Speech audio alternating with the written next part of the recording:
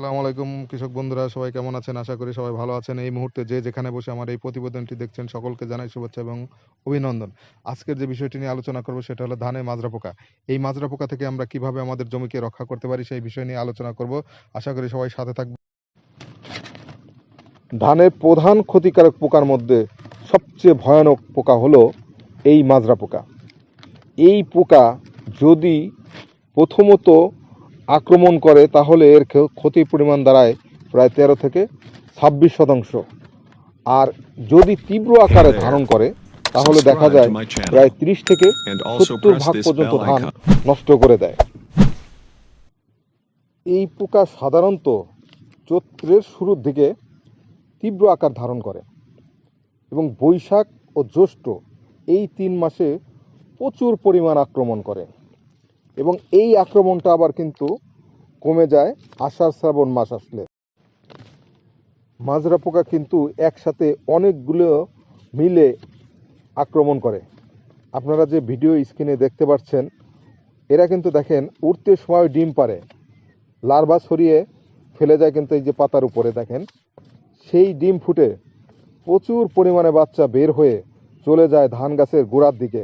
দেখেন কিভাবে এই ধান গাছের গোড়ার পাতা বা গাছ ফুটা করে দেখেন প্রবেশ করছে ভিতরে ভিতরে ঢুকে কিন্তু দেখেন পাতা খাওয়া শুরু করে এবং পরে সে পাতা কেটেও দেয়।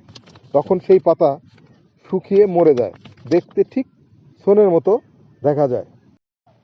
এখন কথা হলো এই পোকা থেকে আমরা কিভাবে ধানকে রক্ষা করতে পারি।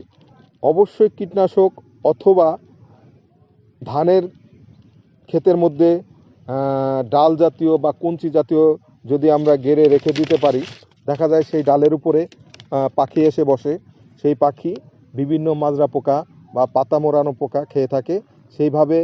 এইভাবেও আমরা এই ধানকে রক্ষা করতে পারি।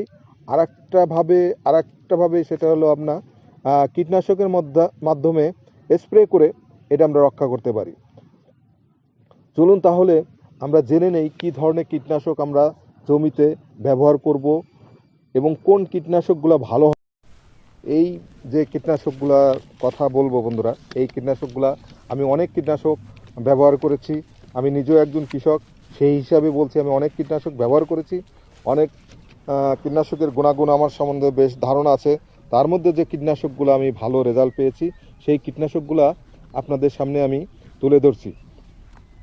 তাহলে চলেন জানা যাক কোন গ্রুপের এবং কি ধরনের ওষুধ কত মিলি ব্যবহার করলে কতটুকু জমিতে ব্যবহার করা যাবে এবং কিভাবে ব্যবহার করতে হবে আমরা জেনে। ফিনলি থায়ামেথোস্ট্রাম গ্রুপের রিলোড 18SC, এটা আপনি জমিতে দিবেন হলো 5 মিলি।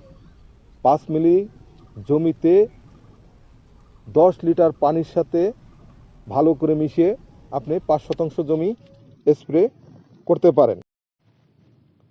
ক্লোরাফাইরিপস সাইভারমেট্রিক্স গ্রুপের এসি মিক্সড 55LC 10 মিলি কীটনাশক 10 লিটার পানির সাথে ভালো করে মিশিয়ে 5% জমিতে স্প্রে করতে পারেন। ক্লোরোফাইরিপস গ্রুপের গোলা 48EC 10 মিলি নিয়ে 10 লিটার পানির সাথে ভালো করে মিশিয়ে আপনি জমিতে ভালো মতো স্প্রে করতে পারেন।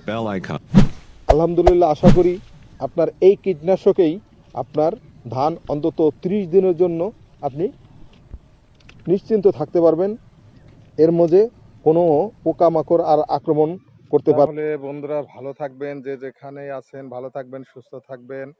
ইনশাল্লাহ আগামীতে দেখা হবে নতুন কোনো এপিসোড নিয়ে। ততক্ষণ সুস্থ থাকবেন। আল্লাহ হাফেজ।